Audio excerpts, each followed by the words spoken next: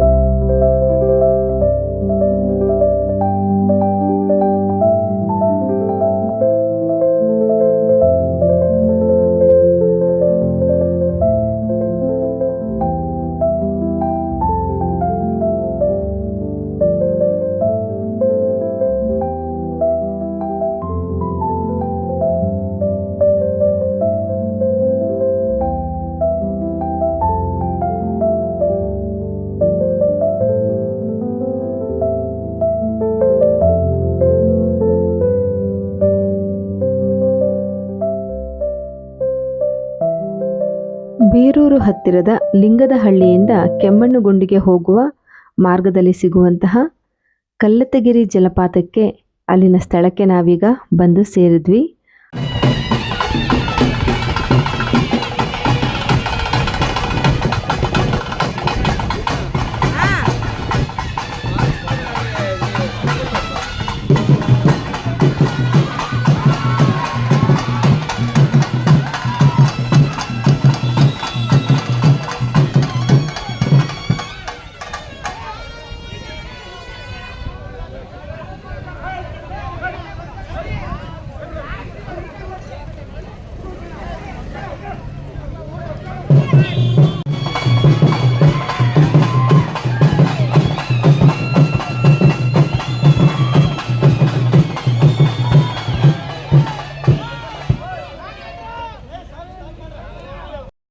ನಾವು ಹೋದಂತಹ ದಿನ ಅತ್ಯಂತ ವಿಶೇಷವಾಗಿತ್ತು. ನಾವು ಜಲಪಾತವನ್ನು ನೋಡೋದ್ರೊಂದಿಗೆ ಅನೇಕ ದೇವರುಗಳನ್ನು ಕೂಡ ನೋಡಿದ್ವಿ. ಆ ದಿನ ಹೊಳೆ ಸ್ನಾನಕ್ಕೆ ಅಂತ ಹೇಳಿ ದೇವರುಗಳೆಲ್ಲ ಬರ್ತಾರಂತೆ. ಅಂದರೆ ಮೆರವಣಿಗೆ ದೇವರುಗಳನ್ನೆಲ್ಲ ಕರ್ಕೊಂಬಂದು ಹೊಳೆನಲ್ಲಿ, ಅಂದರೆ ದುಮ್ಮಿಕ್ತಾ ಇರುವಂತಹ ಜಲಪಾತದಲ್ಲಿ ಸ್ನಾನವನ್ನು ಮಾಡಿಸಿ, ಪಂಚಲೋಹದಿಂದ ಮಾಡಲಾದಂತಹ ವಿಗ್ರಹ, ಪ್ರಭಾವಳಿ ಅದನ್ನೆಲ್ಲ ಕೂಡ ಹುಣಸೆಹಣ್ಣು ಎಲ್ಲ ಹಾಕಿ ತುಂಬ ಚೆನ್ನಾಗಿ ತೊಳೆದು ಪಳಪಳ ಅನ್ನೋ ಹಾಗೆ ಹೊಳೆಯೋ ಹಾಗಾಗಿರುತ್ತೆ ವಿಗ್ರಹ. ಅದ್ರ ಜೊತೆಗೆ ಅಲ್ಲಿ ಸ್ನಾನ ಆದಮೇಲೆ ಆಯಾಸ ಆಗಿದೆ ಅಂತ ಹೇಳಿ ದೇವರಿಗೆ ನೈವೇದ್ಯವನ್ನೆಲ್ಲ ಮಾಡಿಸಿ, ವಿಶೇಷವಾಗಿ ನೋಡಿ ಅಲ್ಲಿ ದೇವರು ಮೈ ಮೇಲೆ ಬಂದು ಅವರು ಅಲ್ಲಿ ಆಹಾರವನ್ನು ಸೇವನೆ ಮಾಡ್ತಾ ಇರೋವಂಥದ್ದು ಮರೆಯಲ್ಲಿ. ಈ ರೀತಿ ವಿಶೇಷವಾದಂತಹ ದೃಶ್ಯಗಳನ್ನೆಲ್ಲ ನೋಡೋದಕ್ಕೆ ಸಿಕ್ತು.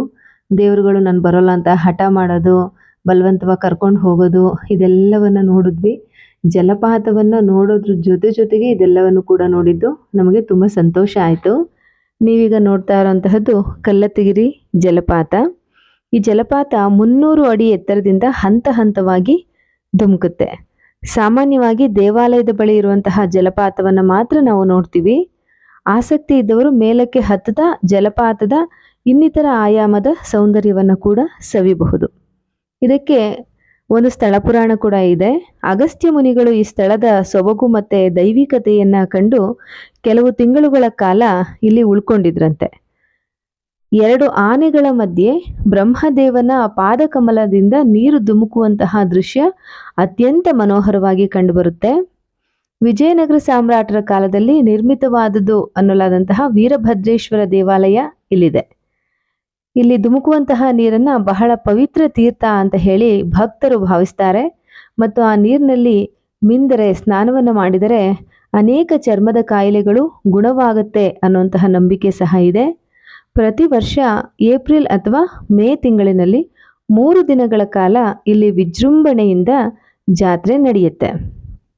ಇನ್ನೊಂದು ವಿಶೇಷ ಅಂತ ಹೇಳಿದ್ರೆ, ಈ ಜಲಪಾತದ ನೀರು ಎಲ್ಲಿಂದ ಹರಿದು ಬರುತ್ತೆ, ಯಾವ ಒಂದು ನದಿಯಿಂದ ಆಗಿದೆ ಅಥವಾ ಯಾವ ಹೊಳೆ ಅನ್ನೋದು ಈಗಲೂ ಸಹ ತಿಳಿದು ಬಂದಿಲ್ಲ.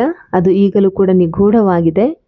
ಈ ರೀತಿಯಲ್ಲಿ ಗಂಗಮ್ಮನ ಪೂಜೆ ಮಾಡುವಂತಹದ್ದು, ದೇವರುಗಳ ಪೂಜೆ, ಅನೇಕ ದೈವಿಕ ಆಚರಣೆಗಳು ಮತ್ತು ಪೂಜೆಗಳನ್ನು ನಾವು ಅಲ್ಲಿ ನೋಡೋದಕ್ಕೆ ಸಿಕ್ತು. ಜಲಪಾತದ ಒಂದು ವೈಭವವನ್ನು ಅಂದರೆ ಮೈದುಂಬಿ ಹರಿತಾ ಇರುವಂತಹ ಜಲಪಾತವನ್ನು ನೋಡಿ ಸಂತೋಷ ಪಡೋದ್ರ ಜೊತೆಗೆ ಈ ಎಲ್ಲ ಆಚರಣೆಗಳನ್ನು ಸಹ ನೋಡೋಕ್ಕೆ ಸಿಕ್ಕಿದ್ದು ನಮಗೆ ತುಂಬ ಸಂತೋಷ ಆಯಿತು. ನಿಮಗೂ ಸಹ ಸಂತೋಷವಾಗಿದೆ ಅಂತ ಹೇಳಿ ಭಾವಿಸ್ತೀನಿ.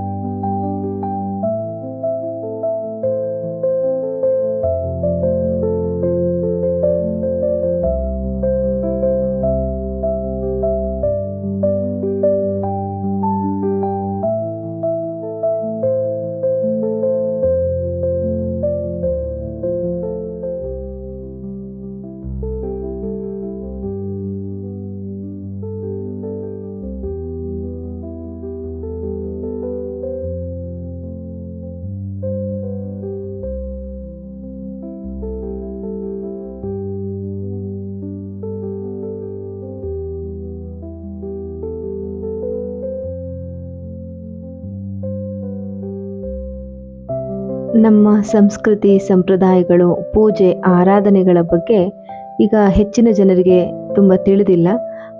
ಈ ಮೂಲಕ ಅಂತಹ ಆಚರಣೆಗಳನ್ನು ನೋಡುವ ಅವಕಾಶ ಅವರಿಗೆ ಸಿಗಲಿ ಅನ್ನುವಂತಹ ಉದ್ದೇಶದಿಂದ ಇದನ್ನು ಸ್ವಲ್ಪ ವಿವರವಾಗಿಯೇ ವಿಡಿಯೋ ಮಾಡಿ ಹಾಕಿದ್ದೀನಿ. ಇಲ್ಲಿ ಯಾವುದೇ ರೀತಿ ಮೂಢನಂಬಿಕೆಗಳನ್ನು ಪ್ರಚೋದಿಸುವಂತಹ ಉದ್ದೇಶವಿಲ್ಲ. ನಮ್ಮ ಆಚರಣೆಗಳ ಬಗ್ಗೆ, ಪೂಜೆ, ಸಂಪ್ರದಾಯ, ನಂಬಿಕೆಗಳನ್ನು ಈ ಮೂಲಕ ತಿಳಿಸಿಕೊಡುವಂತಹ ಉದ್ದೇಶ ಮಾತ್ರ ಇದಾಗಿದೆ. ನಿಮ್ಮೆಲ್ರಿಗೂ ಕೂಡ ಇದು ಇಷ್ಟವಾಗುತ್ತೆ ಅಂತ ಹೇಳಿ ಭಾವಿಸ್ತೀನಿ.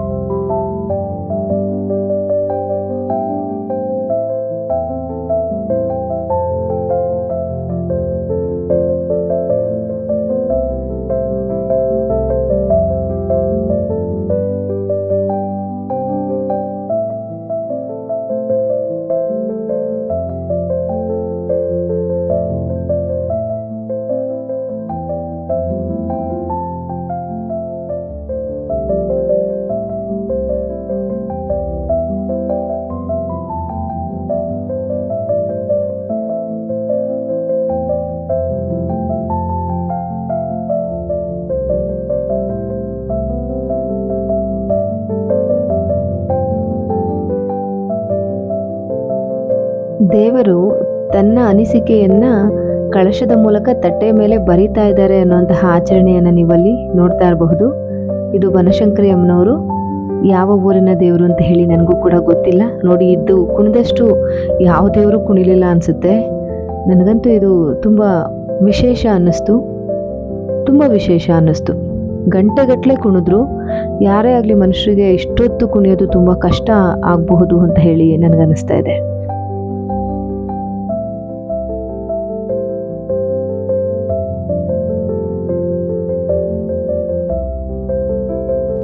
ಜಲಪಾತಕ್ಕಿಂತ ಹಿಂದೆನೆ ಎಡಭಾಗಕ್ಕೆ ಒಂದು ನಮ್ಮ ಸರ್ಕಾರಿ ಪ್ರವಾಸಿ ಮಂದಿರ ಇದೆ.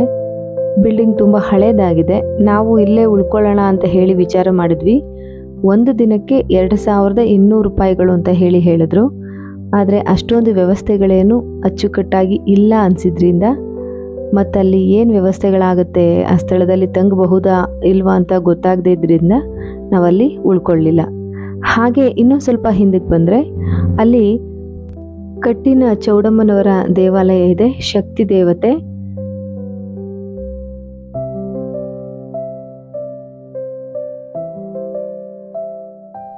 ನಿಮಗೆ ಪ್ರಾರಂಭದಲ್ಲಿ ಕಾಣಿಸ್ತಾ ಇದೆಯಲ್ವಾ, ನೀರು ಹಾಕಿ ತೇವ ಆಗಿರುವಂತಹ ಸ್ಥಳ. ಅಲ್ಲಿ ದೇವಿಗೆ ಕೋಳಿ, ಕುರಿ ಇವುಗಳನ್ನು ಬಲಿ ಕೊಡುವಂತಹ ಒಂದು ಬಲಿಪೀಠ ಅದು. ಒಳಗಡೆ ದೇವಿಯ ಮೆರವಣಿಗೆ ದೇವರು, ನೆಲೆ ದೇವರು ಎಲ್ಲನೂ ಕೂಡ ಇದೆ. ಅಲ್ಲಿ ಯಂತ್ರಗಳನ್ನೆಲ್ಲ ಮಾಡಿ ಕೊಡ್ತಾ ಇದ್ರು. ಈ ರೀತಿಯಲ್ಲಿ ಚಿಕ್ಕದಾಗಿದೆ, ಆದರೆ ತುಂಬ ಜನ ನಡ್ಕೊಳ್ಳೋದನ್ನು ನೋಡಿದ್ವಿ. ತುಂಬ ಜನಗಳು ಸೇರಿದ್ರು. ನಾವು ಒಮ್ಮೆ ದೇವಾಲಯವನ್ನು ನೋಡಿ ಪ್ರದಕ್ಷಿಣೆ ಬಂದು ಅಲ್ಲಿಂದ ಹೊರಟು ಬಂದ್ವಿ.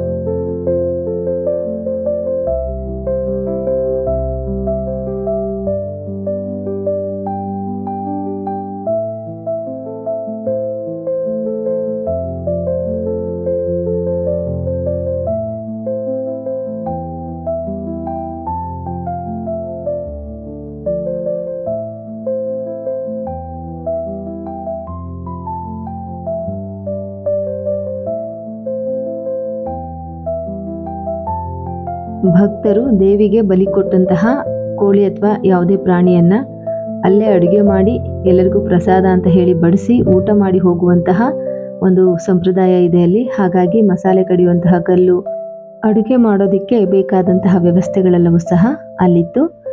ಆ ದೇವಾಲಯವನ್ನು ವೀಕ್ಷಣೆ ಮಾಡಿ ಮತ್ತೊಮ್ಮೆ ಜಲಪಾತವನ್ನು ನೋಡಿ ನಾವಲ್ಲಿಂದ ಹೊರಟ್ವಿ. ಕೆಮ್ಮಣ್ಣುಗುಂಡಿ ನೋಡೋದಕ್ಕೆ ಅಂತ ಹೇಳಿ ಅಲ್ಲಿಂದ ಪ್ರಯಾಣ ಮಾಡಿ ಮುಂದೆ ಬರ್ತಾ ಇದ್ದೀವಿ. ನೋಡಿ, ಎಲ್ಲಾನು ಕೂಡ ಕಾಫಿ ಪ್ಲಾಂಟೇಶನ್ ತುಂಬ ಚೆನ್ನಾಗಿದೆ, ಟೀ ಪ್ಲಾಂಟೇಶನ್ ಇದೆ. ಬೇರೆಯವರ ಒಂದು ಎಸ್ಟೇಟ್ನಲ್ಲಿ ನಾವು ಪ್ರಯಾಣವನ್ನು ಮಾಡ್ತಿದ್ದೀವಿ ಅಂತ ಹೇಳಿ ಭಾವಿಸ್ಬೋದು. ರಸ್ತೆ ಉದ್ದಕ್ಕೂ ಕೂಡ ಇದೇ ರೀತಿಯಲ್ಲಿ ಹಸಿರಾದಂತಹ ಪ್ಲಾಂಟೇಶನ್ಗಳನ್ನು ನಾವು ನೋಡಿದ್ವಿ.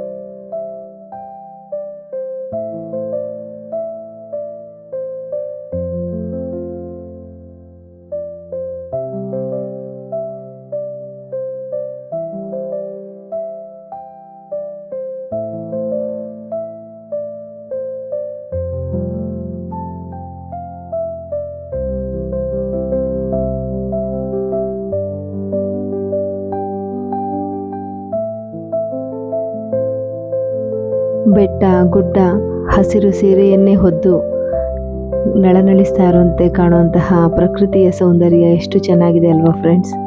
ಹೀಗೆ ದಾರಿಯಲ್ಲಿ ಸಾಗಬೇಕಾದ್ರೆ ಸಣ್ಣ ಸಣ್ಣ ಝರಿಗಳು, ಚಿಕ್ಕ ಚಿಕ್ಕ ಜಲಪಾತಗಳ ರೀತಿಯ ಝರಿಗಳನ್ನು ನಾವು ನೋಡಿದ್ವಿ. ಅಲ್ಲಿ ಸಹ ಪ್ರವಾಸಿಗರು ನಿಂತು ಅಲ್ಲಿ ನೀರಿನಲ್ಲಿ ಆಟ ಆಡುವಂತಹದ್ದು ಎಂಜಾಯ್ ಮಾಡ್ತಾಯಿದ್ರು. ನಾವು ಕೂಡ ನೋಡಿಕೊಂಡು ಪ್ರಯಾಣವನ್ನು ಮುಂದುವರಿಸಿದ್ವಿ.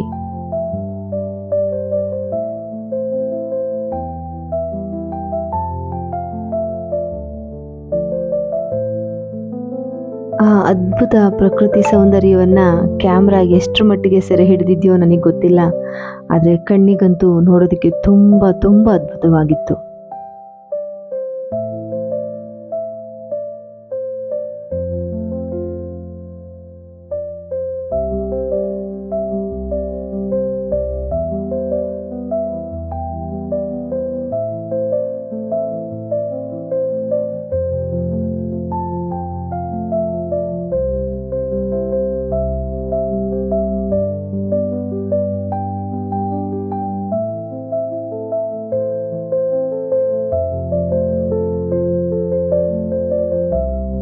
ನಾವೀಗ ಮಲೆನಾಡಿನ ಅತ್ಯಂತ ಪ್ರಸಿದ್ಧ ಜಲಪಾತವಾದಂತಹ ಹೆಬ್ಬೆ ಜಲಪಾತಕ್ಕೆ ಹೋಗುವ ಮಾರ್ಗಕ್ಕೆ ಬಂದು ತಲುಪಿದ್ವಿ.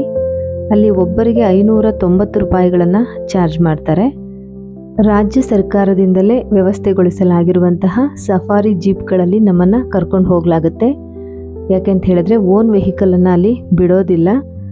ಒಂದು ಅಲ್ಲಿ ರಸ್ತೆಗಳಲ್ಲಿ ನಮ್ಮ ವೆಹಿಕಲ್ನ ನಾವು ರೈಡ್ ಮಾಡೋದಕ್ಕೆ ತುಂಬ ಅಂದರೆ ತುಂಬ ಕಷ್ಟ ಆಗುತ್ತೆ. ಅಷ್ಟು ಕಡಿದಾದಂತಹ ಹಳ್ಳ ದಿಣ್ಣೆಗಳಿಂದ ಕೂಡಿದಂತಹ ಕೆಸರಿನಿಂದ ಕೂಡಿದಂತಹ ರಸ್ತೆ ನೀವು ನೋಡ್ತಾ ಇರಬಹುದು. ಅದ್ಭುತವಾದಂತಹ ವ್ಯೂ ಫ್ರೆಂಡ್ಸ್, ಎಷ್ಟು ಚೆನ್ನಾಗಿತ್ತು ಅಂತ ಹೇಳಿದ್ರೆ ನಿಜವಾಗ್ಲೂ ನಾವು ಯಾವ ಸ್ವಿಟ್ಜರ್ಲ್ಯಾಂಡ್ಗೂ ಕೂಡ ಹೋಗಬೇಕಾದ ಅವಶ್ಯಕತೆ ಇಲ್ಲ. ಎಲ್ಲ ಸೌಂದರ್ಯವೂ ಕೂಡ ನಮ್ಮ ಒಂದು ಕರ್ನಾಟಕದಲ್ಲೇ ಮೈ ಮುದ್ಕೊಂಡು ಬಿದ್ದಿದೆ ಅಂತ ಹೇಳ್ಬೋದು. ನಾವು ಆ ರೀತಿಯಲ್ಲಿ ಜೀಪ್ನಲ್ಲಿ ಬಂದು ಮತ್ತೆ 1 ರಿಂದ 1.5 ಕಿಲೋಮೀಟರ್ನಷ್ಟು ನಾವು ಟ್ರೆಕ್ಕಿಂಗ್ ಮಾಡಬೇಕಾಗತ್ತೆ. ಆ ಜೀಪ್ನಲ್ಲಿ ಬಂದಂತಹ ಮಾರ್ಗ ಹೇಗಿತ್ತು ಅಂತ ಹೇಳಿದ್ರೆ, ನಾನು ಅದರಲ್ಲಿ ಬರಬೇಕಾದ್ರೆ ಅಂದ್ಕೊಂಡಿದ್ದು ದಯವಿಟ್ಟು ಯಾರೂ ಕೂಡ ಬ್ಯಾಕ್ ಪೇನ್ ಇರೋವಂಥವ್ರು, ವಯಸ್ಸಾದವರು ದಯವಿಟ್ಟು ಬರಬೇಡಿ ಅಂತ ನಾನು ಸಜೆಸ್ಟ್ ಮಾಡಬೇಕು ಅಂತ ಹೇಳಿ ಅಂದ್ಕೊಂಡೆ. ಆದರೆ ಜಲಪಾತವನ್ನು ನೋಡಿದಾಗ ಆದಂತಹ ಸಂತೋಷ ಇದೆಯಲ್ಲ, ಅದು ಬೆಲೆ ಕಟ್ಟಲಾಗದಂತಹದ್ದು. ಅಷ್ಟು ಸಮಯ ನಾವು ಪಟ್ಟಂತಹ ಶ್ರಮ, ಆದಂತಹ ನೋವು ಎಲ್ಲವೂ ಕೂಡ ಈ ಟ್ರೆಕ್ಕಿಂಗ್ನಲ್ಲಿ ಮರೆತು ಹೋಗುತ್ತೆ. ನಾವು ನಡೆದು ಹೋಗುವಂತಹ ದಾರಿ ಒಂದು ಕಾಫಿ ಪ್ಲಾಂಟೇಶನಲ್ಲಿ ನಾವು ನಡ್ಕೊಂಡು ಹೋಗ್ತಾ ಇದ್ದೀವಿ.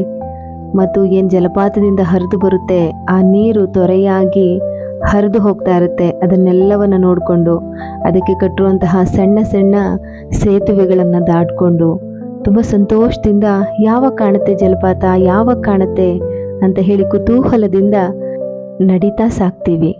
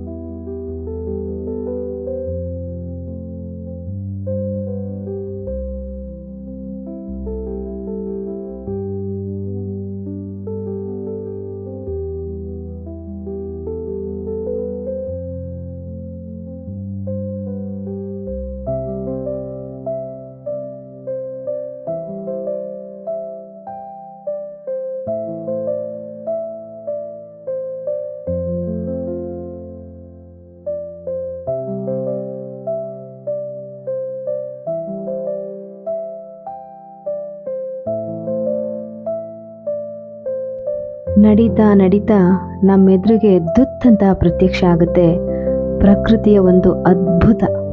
ಅಬ್ಬಾ, ಆ ಕ್ಷಣ ವರ್ಣಿಸೋದಿಕ್ಕೆ ಪದಗಳಿಂದ ಖಂಡಿತವಾಗ್ಲೂ ಸಾಧ್ಯ ಇಲ್ಲ. ಅದು ನನ್ನ ಕಣ್ಣಿಗೆ ಬಿದ್ದ ಕೂಡಲೇ ನನ್ನ ಬಾಯಿಂದ ಬಂದಂತಹ ಮಾತು ವಾವ್ ವಾವ್ ವಾವ್. ನಿಮಗೂ ಕೂಡ ಹಾಗೆ ಅನ್ನಿಸ್ತಿರ್ಬೋದು ಅಂತ ಹೇಳಿ ಭಾವಿಸ್ತೀನಿ. ಇಲ್ಲಿವರೆಗೂ ನಾನು ನೋಡಿದಂತಹ ಜಲಪಾತಗಳೆಲ್ಲ ದೂರದಿಂದ ನೋಡಿದ್ದೆ, ಆದರೆ ಹೀಗೆ ಗ್ಯಾಲನ್ ಗಟ್ಟಲೆ ನೀರು ಧುಮ್ಮಿಕ್ಕಿ ಕೆಳಗೆ ಪ್ರವಹಿಸ್ತಾ ಇರುವಂತಹದ್ದನ್ನು ನೋಡಿದ್ದು ಇದೇ ಮೊದಲು. ಹಾಗಾಗಿ ನನಗಂತೂ ಇದು ತುಂಬ ಅದ್ಭುತ ಅನ್ನಿಸ್ತು, ತುಂಬ ಸುಂದರ ಅನ್ನಿಸ್ತು. ನಿಜಕ್ಕೂ ಕೂಡ ಎಕ್ಸ್ಪೀರಿಯನ್ಸ್ ಕೆನಾಟ್ ಬಿ ಎಕ್ಸ್ಪ್ಲೈನ್ಡ್ ಅಂತ ಹೇಳ್ತಾರಲ್ವ, ಹಾಗೆ ನಮ್ಮ ಎಕ್ಸ್ಪೀರಿಯನ್ಸ್ ನಮ್ಮದೇನೆ.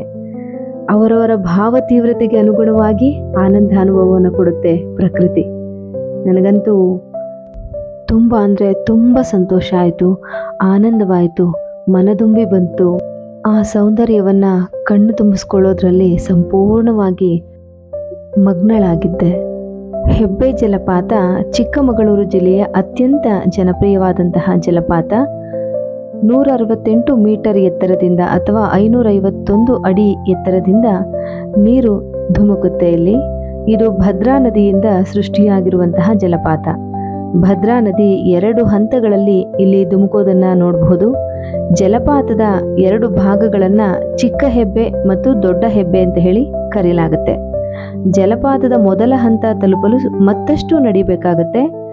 ಆಗಸ್ಟ್ನಿಂದ ಜನವರಿವರೆಗಿನ ಸಮಯ ಜಲಪಾತವನ್ನು ವೀಕ್ಷಣೆ ಮಾಡೋದಕ್ಕೆ ಸೂಕ್ತವಾದಂತಹ ಸಮಯ. ಆ ಸಮಯದಲ್ಲಿ ಹೆಚ್ಚು ನೀರು ಪ್ರವಹಿಸೋದನ್ನು ನಾವು ನೋಡಬಹುದು. ಬೆಂಗಳೂರಿನಿಂದ 278 ಕಿಲೋಮೀಟರ್ ದೂರದಲ್ಲಿ ಈ ಜಲಪಾತ ಸಿಗುತ್ತೆ. ಚಿಕ್ಕಮಗಳೂರಿನಿಂದ 65 ಕಿಲೋಮೀಟರ್ ದೂರದಲ್ಲಿದೆ. ಕೆಮ್ಮಣ್ಣುಗುಂಡಿ ಗಿರಿಧಾಮಕ್ಕೆ ಹೋಗುವಂತಹ ಮಾರ್ಗದಲ್ಲೇ ನಮಗೆ ಹೆಬ್ಬೆ ಜಲಪಾತ ಸಿಗುತ್ತೆ. ಹೀಗೆ ನಾವು ಹೆಬ್ಬೆ ಜಲಪಾತವನ್ನು ನೋಡಿ ಹೊರಟು ಕೆಮ್ಮಣ್ಣುಗುಂಡಿಗೆ ಹೋದ್ವಿ. ಆದರೆ ಅಷ್ಟರಲ್ಲಿ ಸನ್ಸೆಟ್ ಸಮಯ ಮೀರೋಗಿತ್ತು, ಮತ್ತು ಅಲ್ಲಿ ಟ್ರೆಕ್ಕಿಂಗ್ ಮಾಡೋದಕ್ಕೆ ಕೂಡ ನಮಗೆ ಸಾಧ್ಯವಾಗಲಿಲ್ಲ, ಸಾಕಷ್ಟು ಸಮಯ ಆಗೋಗಿದ್ರಿಂದ. ಹಾಗಾಗಿ ನಾವು ನಿರಾಸೆಯಿಂದ ಮತ್ತೊಮ್ಮೆ ಕೆಮ್ಮಣ್ಣುಗುಂಡಿಗೆ ಬರೋಣ ಅನ್ನುವಂತಹ ಒಂದು ಆಕಾಂಕ್ಷೆಯಿಂದ ನಾವಲ್ಲಿಂದ ಹೊರಟ್ವಿ. ಆದರೆ ನಾವು ಈ ದಿನ ನೋಡಿದಂತಹ ಏನು ನೋಟಗಳಿತ್ತು ಅವೆಲ್ಲವೂ ಕೂಡ ನಮ್ಮ ಮನದಲ್ಲಿ ಅಚ್ಚುತ್ತಿತ್ತು. ಮನಸ್ಸಿಗೆ ತುಂಬ ಅಂದರೆ ತುಂಬ ಮುದವನ್ನು ಕೊಟ್ಟಿತ್ತು, ಸಂತೋಷವನ್ನು ಕೊಟ್ಟಿತ್ತು. ಆ ನಡುವೆ ನಾವು ಮಧ್ಯಾಹ್ನ ಊಟವನ್ನು ಕೂಡ ಮಾಡಿರಲಿಲ್ಲ. ಹಾಗೆ ಎಲ್ಲಾದರೂ ಉಳ್ಕೊಳ್ಬೇಕು ಅಂತ ಹೇಳಿ ಮನೆಯವ್ರಿಗೂ ಕೂಡ ತುಂಬ ಟಯರ್ಡ್ ಆಗಿತ್ತು ಡ್ರೈವ್ ಮಾಡಿ. ಹಾಗಾಗಿ ಮಾರ್ಗ ಮಧ್ಯೆ ನಾವು ಇಲ್ಲಿ ಈ ಒಂದು ಪಲ್ಲಕ್ಕಿ ಕಂಫರ್ಟ್ ಅನ್ನುವಂತಹ ಈ ಒಂದು ಹೋಟೆಲ್ನಲ್ಲಿ ಉಳ್ಕೊಂಡ್ವಿ. ಇಲ್ಲಿ ನಮ್ಮ ಸ್ಟೇ ತುಂಬ ಚೆನ್ನಾಗಿತ್ತು, ರೂಮ್ ತುಂಬ ಚೆನ್ನಾಗಿತ್ತು, ತುಂಬ ಕ್ಲೀನಾಗಿತ್ತು, ಮತ್ತು ಅಲ್ಲಿ ಹಾಸ್ಪಿಟಾಲಿಟಿ ತುಂಬ ಚೆನ್ನಾಗಿತ್ತು. ಅಲ್ಲಿ ಲತಾ ಅವರು ಅಂತ ಹೇಳಿ ಆ ಒಂದು ಕಂಫರ್ಟ್ನ ಓನರು, ಅವರು ತುಂಬ ಆತ್ಮೀಯವಾಗಿ ನಮ್ಮನ್ನು ಮಾತನಾಡಿಸಿ ಬರಮಾಡಿಕೊಂಡ್ರು. ನಮಗೆ ಒಳ್ಳೆ ರೂಮನ್ನು ಕೊಟ್ಟರು. ಆ ರೂಮಂತೂ ತುಂಬ ಸ್ವಚ್ಛವಾಗಿ ಸುಂದರವಾಗಿತ್ತು. ರೂಮ್ ಟೂರ್ನ ಕೂಡ ನಾನು ಮುಂದಿನ ಭಾಗದಲ್ಲಿ ಕೊಡ್ತೀನಿ. ನೀವು ಕೂಡ ಮಾರ್ಗದಲ್ಲಿ ಹೋಗಬೇಕಾದ್ರೆ ಖಂಡಿತವಾಗ್ಲೂ ಇಲ್ಲಿ ಸ್ಟೇ ಮಾಡಿ, ತುಂಬ ಚೆನ್ನಾಗಿದೆ. ಅಲ್ಲಿನ ಏನು ಓನರ್ಗಳಾದಂತಹ ಶ್ರೀಯುತ ದಂಪತಿಗಳಿಬ್ಬರು ಕೂಡ ನಮ್ಮನ್ನು ತುಂಬ ಚೆನ್ನಾಗಿ ಟ್ರೀಟ್ ಮಾಡ್ತಾರೆ. ಮನೆಯಲ್ಲಿ ಇದ್ದೀವಿ ಅನ್ನುವಂತಹ ಫೀಲಿಂಗನ್ನು ನಮಗೆ ಕೊಡ್ತಾರೆ. ಇಲ್ಲಿವರೆಗೂ ಕೂಡ ವಿಡಿಯೋವನ್ನು ವೀಕ್ಷಿಸಿದ್ದಕ್ಕೆ ಧನ್ಯವಾದಗಳು. ನಮಸ್ಕಾರ.